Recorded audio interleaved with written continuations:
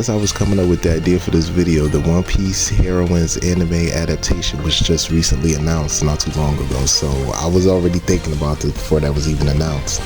And it's a light novel series that focuses on the women of One Piece. It was created by Ichiro Oda, read by Jun Asaka, and illustrated by Sayaka Suwa. Today I'll be going over the first two chapters of the novel, Nami's and Robin's. Look, when it comes to reading, I can only do physical books, no digital. I already get enough of that from online articles. When I'm reading something that I enjoy, I need to be able to touch it, I need to be able to feel it, I need to be able to smell it. Like, you know, I had to get the bookmark to match. Like, come on. Obviously, when it comes to the art, this is another perk of having physical books. While when you get digital books, you're getting PDFs. Like, no, I don't want none of that. But yeah, this novel is just phenomenal. And on top of there's even a bonus chapter in here. So there's that.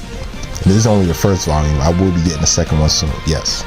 This isn't the first novel that Jun Asaka has worked on. She's also worked on novels set in the world of Naruto. Kakashi's story, Sasuke's story, and Naruto's story. The one thing I've noticed whenever she writes a novel is she understands every character that is in her novels. They never feel like that they would do things that would be outside of their character. They always just feel in world to who they actually are. And they're able to display that in the different situations that they're put in. And with Heroines, it's no different. Her writing is phenomenal. And she does also have her own stories that she's come up with, which I haven't had the chance to read yet. But from what I've read from the novel, she's just so talented and she's really phenomenal in her writing. And Jun also did another Sasuke story. Just wanted to put this in here as well. When looking at Sayaka Suwa's drawings, they're nothing short of incredible. Just from how she draws these characters, you can tell by the outfits alone their personalities. And anytime I look at her drawings, they remind me of what I would see in a fashion designer's sketchbook. She was a perfect choice for illustrating this novel.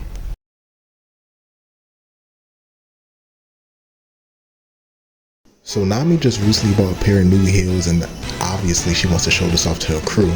Some appreciate it, others don't, but Zoro pokes fun at her and saying, you know, why would you pick up this kind of footwear when you know we're pirates? We're going to do a lot of moving. And this was Nami's thought. Time for a quick lesson.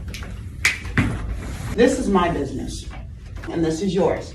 I am here. The problem is, you are also here when you need to be here. So if 2 plus 2 is 4, stay with me, 5 plus 5 equals 10, then explain this.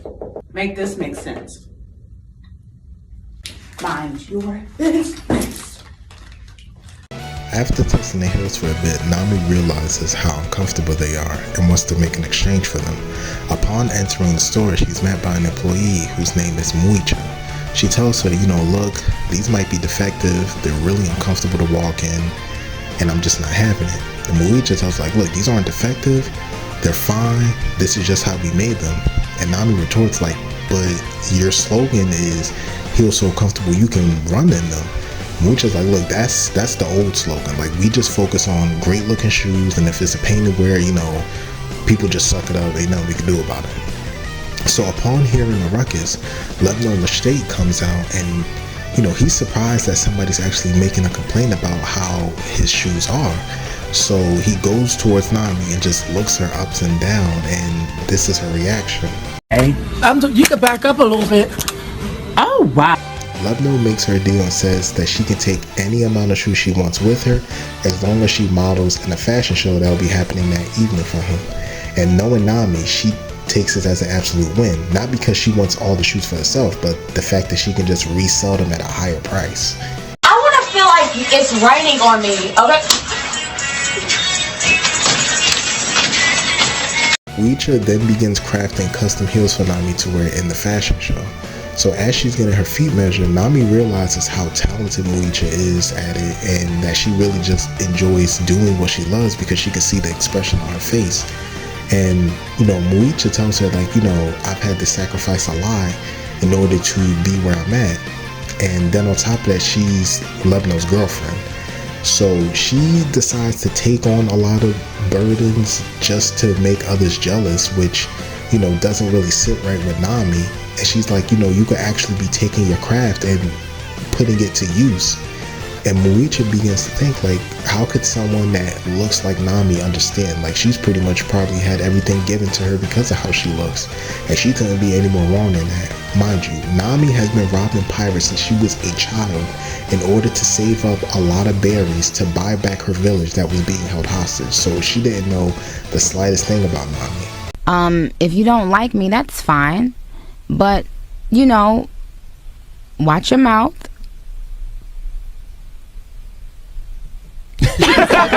Even though Muicha was very irritated by what Nami said, she couldn't deny the fact that it was true.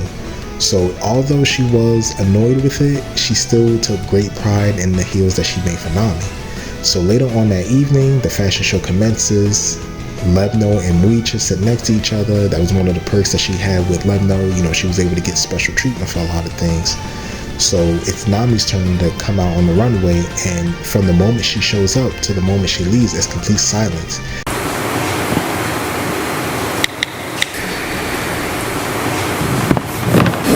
Because what she wore on the runway wasn't the outfit that they had planned, it was just casual wear, but the heels that Muicha made for her were shown.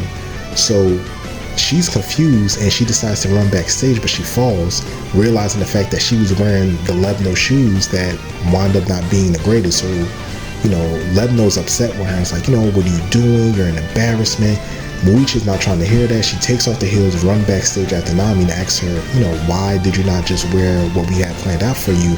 And it's simple. Nami's like, look, I just felt it would be better for me to come out as I am.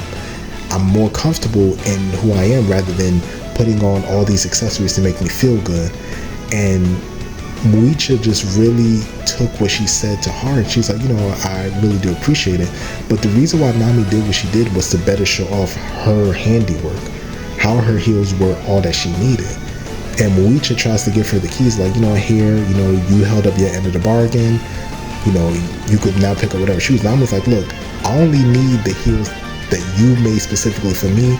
That's more than enough. And upon hearing this, Muicha just tears up. She's overfilled with many emotions.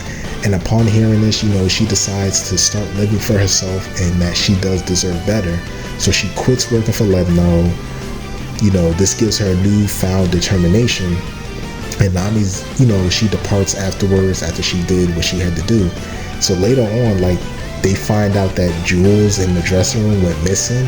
And the only one who didn't really get questioned about it was Nami. And Muicha's like, you know, no, Nami would never do such a thing. You know, she's very kind, she's very generous. Why would she do something like that? But again, little does she know, like, Nami specializes in robbing people. So those jewels, as soon as they caught Nami's eyesight, they were as good as gone. What the hell is wrong with you, worthless slaves? We're free. Was it you? Why save us when we were fighting against you? I can't say no to a handsome man. Won't I look swell in sables? Hey, Peter! I want the Empire State in Frisco's golden. You know, I had to pay respect to the Queen. But anyway, we find Robin aboard the ship of the Revolutionary Army, thinking about how close her reunion with the Straw Hats is. And this has her thinking about how her life has changed since encountering the Straw Hats. In her past, she wasn't able to really trust anyone. She, you know, betrayed people a lot because it would save her the hurt of being betrayed first. But when she first met the Straw Hats, she realized that she was finally a part of something. She had friends that would always be with her no matter what. And she's just very excited at the aspect of seeing them again. So while on the deck, Robin is approached by Sabo, the chief of the Revolutionary Army, and she sees him in the apron. She's thinking, That's suspicious. That's weird. Sabo tells Robin that he needs her, and they both go down to the cargo hold along with Hack. And, you know, in there, Koala's having trouble with something, and she's struggling, and, you know, she's slumped down in her chair, and she sits back up, and she notices them, and she's like, no, I told you guys, I got this, I don't need any help. And Sabo tells her, like, this is something that's beyond your comprehension. And then Hack also states that this is something that you could use Robin's help with, because this isn't your area of expertise. So Robin notices that she's trying to decipher ancient texts, and she's very stunned and surprised. She's like, oh, like you're taking up deciphering now. And at their last port, they wound up recovering ancient stone tablets that was buried on the ground. And instead of just getting rid of them, they decided to bring them on board with them. And at the next port, that they would be giving it to a university. Stay in schoolhouse. Before Robin leaves, she decides to give Koala a hint that points her in the right direction. And it's just that the tablet was facing the wrong direction.